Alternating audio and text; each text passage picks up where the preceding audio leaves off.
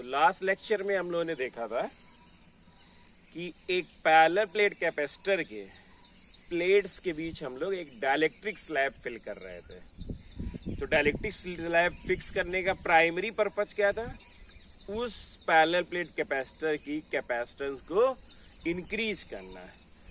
तो अब बात आती है कि वो कितना हो जाएगा, ठीक है, कितने टाइम्स इंक्रीज कर पाएंगे, कितने फोल्ड हो जाएगा, कितने टाइम्स हो जाएगा, इस पर बात करते हैं और डिफरेंट कॉम्बिनेशंस की बात करते हैं।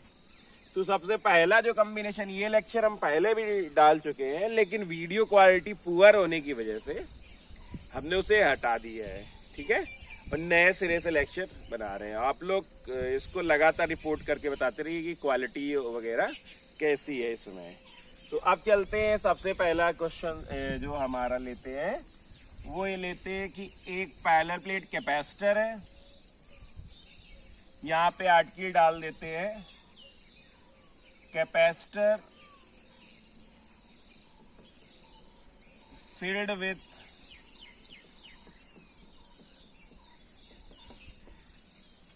dielectrics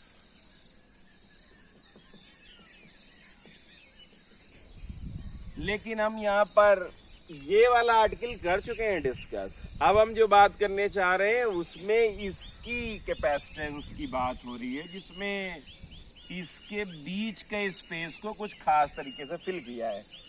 अगर हम लोग देखें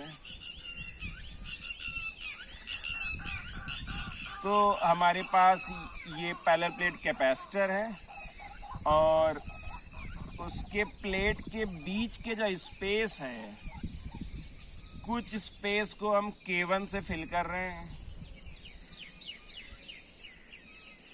और रेस्ट पार्ट को K2 से फिल कर रहे हैं, ठीक है। कुछ पार्ट को K1 से फिल कर रहे हैं, कुछ पार्ट को K2 से। तो चलिए देखते हैं, ये सेपरेशन आपका D था। अगर exactly half of the space between the plate is filled with K1 and other half is with K2, then this separation is D by 2 and clearly this is also D by 2. Let this plate area is capital A. अब इस system की हमें effective या equivalent capacitance निकालनी है। सबसे पहले तो हमें यह समझना होगा कि ये जो कैपेसिटर है जिसकी प्लेट्स के बीच हम लोग डाइलेक्ट्रिक स्लैब डाल रहे हैं, इसको कैसे निकाल सकते हैं। अब हमारे दिमाग में कुछ आइडियाज डेवलप होने चाहिए। सबसे पहला जो होना चाहिए, अगर एक से भरा होता तो कोई दिक्कत नहीं होती, मैं K टाइम्स C कर देता, लेकिन यहाँ 2 से फिल है। हमेशा ऐसे नेटवर्क को आप स्प्लिट करिए, जहां पर आपको डाइलेक्ट्रिक स्लैब की बाउंड्री दिख रही है वहां पर एक प्लेट लगा दो, लेकिन ये बहुत सोच समझ के करना है। तो हमने इसको एक ऐसे कैपेसिटर में बात करी जो केवल किससे भरा है, K1 से, और यही आपको करना भी है। आपको ऐसे कैपेसिटर सेलेक्ट करने हैं जो पूरी तरह से कंप्लीटली फिल्ड हो सिंगल डाइलेक्ट्रिक से। तो ये हमारा K1 से फिल है,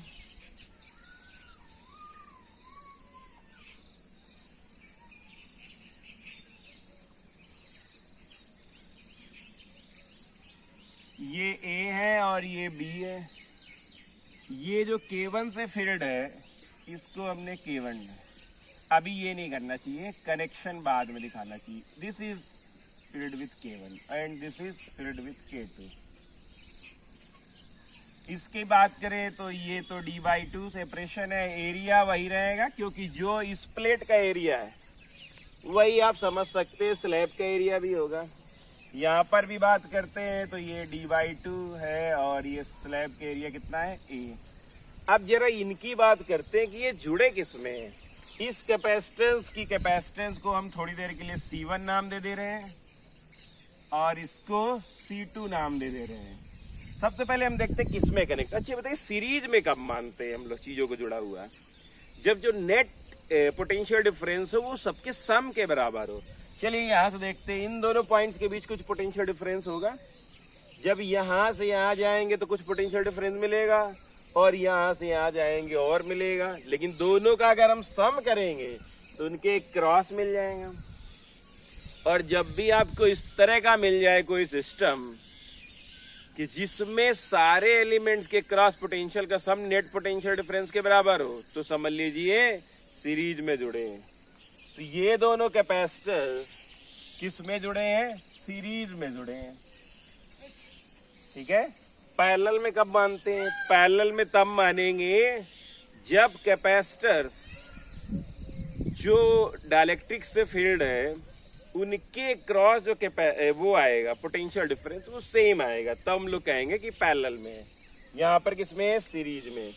अब आपको मालूम है ये पूरा कैपेसिटर K1 डायलेक्ट्रिक से फिल है, तो अगर हम इसकी कैपेसिटेंस की बात करें तो ये कितना आ जाएगा?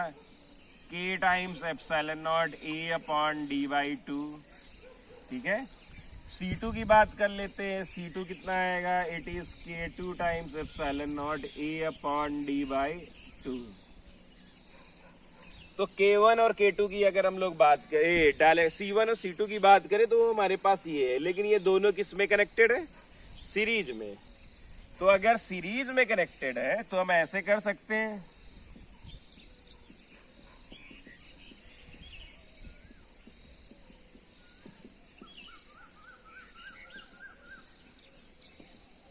अगर सीरीज में कनेक्टेड है तो 1/C equal to 1/C1 plus 1/C2। ठीक है, लगा सकते हैं। ये इक्विवेलेंट है। 1/C equivalent equal to 1/C1, that is 2 times K1 epsilon not A/D plus D upon 2 times K2 epsilon not A। तो 1/C इक्विवेलेंट की बात करी जाए तो it is D over epsilon not A, it is 1/K1 plus 1/K2। ठीक है। इसको थोड़ा सा और सिंप्लीफाई करते हैं। 1/C equivalent equal to D upon 2 epsilon not A K1 plus K2 upon K1 K2, या फिर C equivalent equal to 2 epsilon not A/D K1 K2 upon K1 plus K2। Clear? ये आ गया आपका। सबसे पहले तो चेक कर लेते, देखिए क्या क्या अलर्टनेस, क्या क्या गलती करते हो आप। कहो यहाँ पे D लिख दो, जबकि है कितनी दूर तक फील्ड? केवल D/2 तक। तो ये गलती अक्सर आपसे होती है। ठीक है। तो ये कितना आ गया? आप जरा इसे चेक करते हैं, सब कुछ सही है कि ऐसा ही कर रहे हैं। अच्छा बताइए, एयर में डाले अगर हमें पैरेलल प्लेट कैपेसिटेंस की बात करें तो हमें लगभग सब कुछ पता है। एयर हो अगर बीच में तो हम ये कह सकते हैं इसका आंसर आएगा epsilon not A upon D। ठीक है। अगर एयर है तो K1 और K2 दोनों को 1/1 ले लो, तो पूरा एयर से फिल हो गया। अब एयर से फिल हुआ K1 यानी 1 इंटू 1 यानी 1 अपॉन 2, ये 2 कैंसिल हो जाएगा, यानी epsilon not A upon D। जो कि हमें क्या बता रहा है? हमें बता रहा है कि ये कैलकुलेशन प्राइमरी चेक में पास हो गया, यानी सही है। ठीक है। तो हमें क्या इसमें देखना है? देखिए, क्वेश्चंस का जो नंबर होगा डेफिनेटली इस बार पेपर में कम हो सकता है। ठीक है। और कोर्स को लेकर भी बात कर रहे हैं तो हमें ये डिसाइड करना है थोड़े दिन में कि कितने लेवल तक रखें। अगर पेपर का वही लेवल रहेगा तब तो थोड़ा सा हमें बहुत ज्यादा मेहनत करने की जरूरत पड़ेगी। ठीक है। फिलहाल आप देखते जाइए इसे।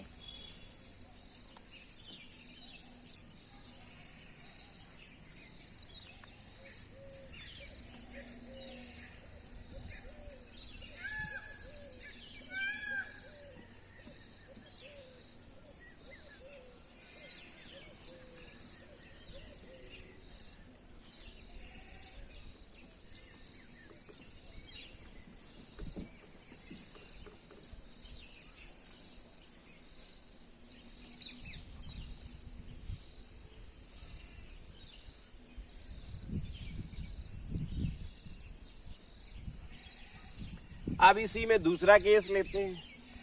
यही पैरेलल प्लेट कैपेसिटर है हमारा, और इस पैरेलल प्लेट कैपेसिटर की जो प्लेट्स के बीच का एरिया है, ठीक है, जो प्लेट्स के बीच का एरिया है उसे आधा भरा है K1 से। This is filled with K1 and this is filled with K2। K1 और K2 से फिल्ड है।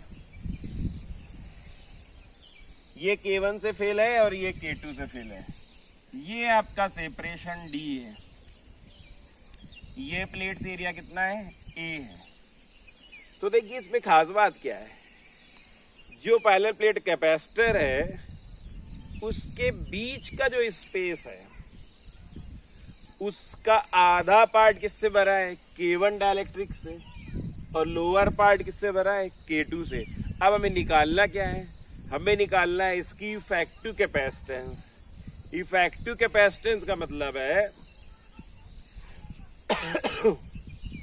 इसकी जो टोटल कैपेसिटेंस, ठीक है, ये नेट कैपेसिटेंस। तो चलिए करते कैसे हैं, स्टार्ट कहां से करते हैं।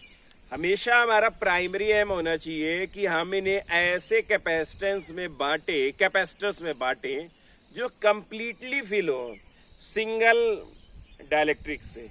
तो अगर हम अपर हाफ को देखें तो it is completely filled with K1 and lower half is completely filled with K2। तो हम इसको टारगेट करेंगे। ये हमारा एक कैपेसिटर है which is completely filled with K1 and this is the other part which is completely filled with K2।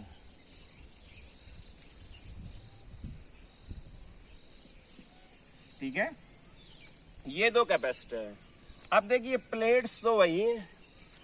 अगर metal की प्लेट है तो यहां से यहां तक हर पॉइंट का पोटेंशियल सेम, और यहां से यहां तक हर पॉइंट का पोटेंशियल सेम। इसका मतलब इस प्लेट और इस प्लेट के बीच जो पोटेंशियल डिफरेंस होगा वो वही होगा जो इसकी यानी यहां पर है, क्योंकि वो तो प्लेट पूरी वही है।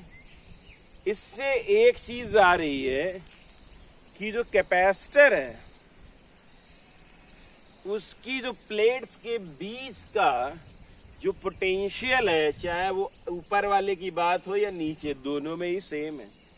और एक बार अगर ये कंफर्म हो जाए कि कैपेसिटर्स की प्लेट्स के बीच का जो पोटेंशियल है वो केसेस में सेम है, तो फिर ऐसे में मान लेंगे किसमें जुड़े हैं, ये दोनों ही पैरेलल में जुड़े हैं। अगर चीजें पैरेलल में जुड़ी हैं तो फिर आप ये कर सकते हो। ठीक है, तो this is C1 and this is C2। Clear. अब अगर हम बात करें इसकी तो हम आसानी से बता सकते हैं D तो उतना ही रहेगा, लेकिन एरिया कितना हो जाएगा? हाफ। क्यों? रीजन है, आप देखिए ये जब फिल्ड है तो वो कितने पार्ट तक भरा है? केवल आधे पार्ट तक, यानी इसके हिस्से में कितना एरिया आएगा? A/2, जबकि सेपरेशन तो D ही मिलेगा। तो ये दो कैपेसिटर्स हैं जिनको हमने कहा किस में जुड़े हैं? पैरेलल में जुड़े हैं। अब पैरेलल में जुड़े हैं तो हमें मालूम है फार्मूला क्या होता है। वैसे तो यहीं पे बता सकते हैं, ये C1 को क्या लिख सकते हैं? K1 से फिल है K times epsilon not A/2 upon D, और C2 को लिख सकते हैं it is K2 epsilon not A/2 upon D। This becomes K1 epsilon naught A upon 2D and this is K2 epsilon naught A upon 2D। ठीक है। अब since both are connected in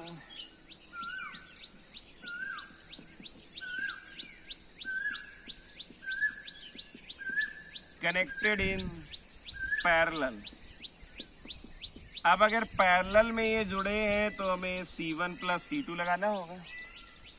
इसकी बात करें तो ये आ गया K1 epsilon not A upon 2D,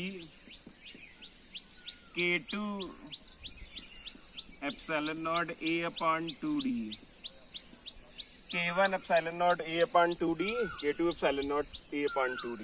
दोनों को सम करते हैं, ये कितना आ जाए epsilon not a upon 2d k1 plus k2। ठीक है, क्रॉस चेक करते हैं, अगर बीच में एयर हो तो ये भी 1 ये भी 1, 1 प्लस 1 2 कैंसिल हो जाएगा, epsilon not a upon d आ जाएगा, जो कि इस बात को इंडिकेट करता है कि ये कुछ सही है। ठीक है, अब कुछ अच्छे क्वेश्चंस भी कर लेते हैं, ज्यादा तिकड़वी टाइप के। तो कोशिश करें थोड़ा तो भाई पढ़ाई करें और लगातार क्वेश्चन पूछें, बार बार आए। अब ये नहीं कि देख ही नहीं रहे हो आप लोग, तमाम सारे लोग तो ऐसे भी हैं। ठीक है,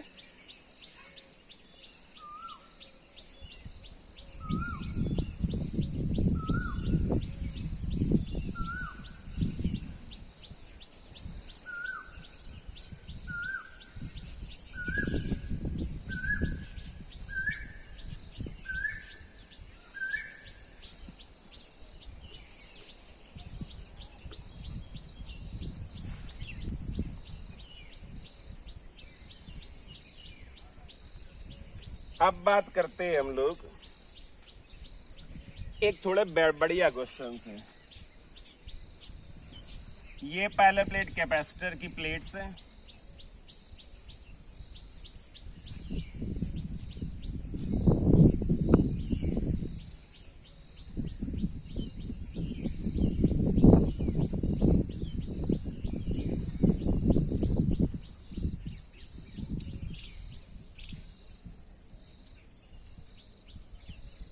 क्वेश्चन काफी अच्छा है, आईटी में आया हुआ है। देखिए, अगर ढंग से दिख रहा है आपको तो एक चीज ऑब्जर्व करिए कि प्लेट्स के बीच का जो एरिया है या स्पेस है उसको एक डाइलेक्ट्रिक 2K से भी फिल किया है और K से भी फिल किया है। 2K वाला ये पार्ट है, ऐसे देखो, और K वाला क्या है, ये पार्ट है। तो 2K और K से फिल किया है। अब इस केस में हमें इस कैपेसिटर की इक्विवेलेंट कैपेसिटेंस लिखनी है, या कैपेसिटेंस ही सिंपली लिखनी है, जो भी समझ ले।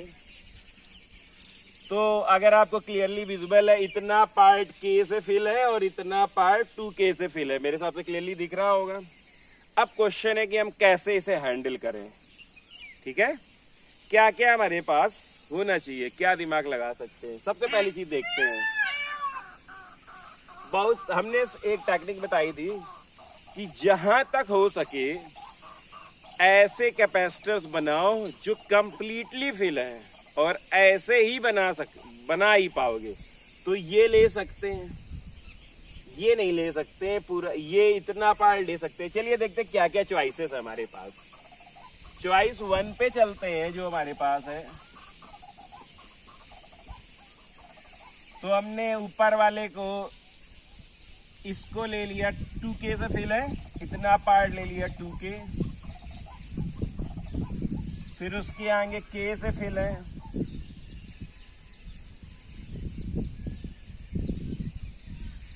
ठीक है।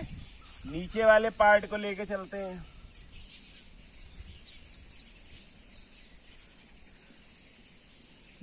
नीचे वाला पार्ट 2K से फिल है। अब चलिए जरा इनको देखते हैं। देखिए, हमने ऐसा किया, इसको इस तरह से बांटा है। ये वाला आपका 2K से फिल है, ये वाला K से फिल है, और नीचे वाला 2K से। अच्छा जरा बताइए, अगर ये आधा भरा है तो ये यहाँ पे D/2 और एरिया के हिस्से में कितना रखेगा हिस्सेदारी, A/2। देखिए यहीं तक है तो D/2 हो गया, क्योंकि पूरा डिस्टेंस तो या सेपरेशन तो D है, और ये आपका प्लेट्स एरिया है। तो this is D/2, this is D/2, and half area का मतलब A/2। यहां पर आइए, यहां पर D/2 और एरिया के हिसाब से आधा। यहां पर आओ, यहां पर ये D है, और एरिया के हिसाब से अगर देखा जाए तो ये, अगर यहीं पे लिख देता हूं D, चलेगा कि गलत है, A/2 होगा, क्योंकि आधा इस एरिया ही से मिल पाएगा। अब देखिए ये हमारे पास है, अब इसमें से किसी तरह ऐड कर रहा हूं। इन दोनों को मैं कह दे रहा हूं सीरीज में है, क्योंकि यहां से यहां आएंगे और यहां से यहां जाएंगे तो पोटेंशियल ड्रॉप इनके सम के यहाँ इनके सम इसके बराबर हो जाएगा। और फिर ये प्लेट और ये प्लेट तो ये वाले दोनों किससे सेम है, यानी पोटेंशियल डिफरेंस। अगर हम इससे इस तरह से कुछ सेटअप को तैयार करें हैं तो मुझे लगता है इसमें कोई गलती नहीं दिख रही है कि ऊपर वाला जो दो पार्ट है ये दोनों आपस में सीरीज में जुड़े हैं और ये लोअर हाफ जो है वो इसके साथ कॉम्बिनेशन के साथ पैरेलल में जुड़े हैं। एक और चीज भी सोचते हैं, चॉइस 1 की बात करी तो हमने ये लिख दिया, चॉइस 2 के लिए भी बात करते हैं। चॉइस 2 में हम ऐसा सोचते हैं कि इतना एक कैपेसिटर ले लिया जाए और इतना ये ऐसे ले लिया जाए। देखते हैं ऐसा, एक हमारे पास ये है d/2 2k एरिया पूरा, और इधर आओ this is filled with k, this is filled with 2k। ठीक है, यहां पर देखा जाए तो सेपरेशन d/2 है, यहां पर देखा जाए तो सेपरेशन d/2 है। इसको देखते हैं, एरिया की बात करते हैं। इस केस में हम लोग मान रहे हैं a/2 एंड a/2। ये भी एक ऑप्शन है। जैसे इतना पार्ट बना लिया हमने, ये एक कैपेसिटर हो गया, फिर इनको दो पार्ट में स्प्लिट कर दिया और इनको दोनों को हमने ये कह दिया कि ये दोनों आपस में पैरेलल में जुड़े हैं, इसके साथ सीरीज में। ये भी एक दिमाग में आना चाहिए तुम्हारे। अब देखते हैं, दोनों अलग अलग कॉम्बिनेशन है, वो आंसर ही अलग अलग आएंगे। ऐसे में कौन सा सही है, इसको डीपली एनालाइज करते हैं। अगर हमारे कॉन्सेप्ट एकदम सही है तो फिर हर तरह का क्वेश्चन सॉल्व हो जाएगा, अदरवाइज बहुत ज्यादा प्रॉब्लम में आ जाएंगे। तो देखते चॉइस 1 सही है या चॉइस 2 सही है, इनमें से देखते हैं कौन सा हमारे काम का है। अगर चॉइस 1 की बात करें तो आपको हम पहले ही समझा चुके हैं, इतना पार्ट हमने सीरीज में लिया है और इतना उसके साथ पैरेलल में ले लिया है। जबकि चॉइस 2 की बात करें तो ये हाफ पार्ट हमने ऐसे लिया है और ये दोनों आपस में पैरेलल नजर आ रहे थे तो हमने पैरेलल में ले लिया है। लेकिन सबसे बड़ी बात ये है कि पैरेलल में नजर आना और एक्चुअल में पैरेलल होना, दोनों में बड़ा फर्क होता है। क्या ये दोनों पैरेलल में है, जरा देखते हैं। पैरेलल की बेसिक कंडीशन क्या हुआ करती थी? पैरेलल की बेसिक कंडीशन होती थी कि उनके प्लेट्स के क्रॉस जो पोटेंशियल डिफरेंस होना चाहिए वो कैसा होना चाहिए, सेम होना चाहिए। यानी इस कैपेसिटर और इस कैपेसिटर की जो प्लेट्स के क्रॉस पोटेंशियल डिफरेंस है वो कैसा होना चाहिए, सेम। क्या यहाँ पे सेम है? चलिए देखते हैं इस चीज को।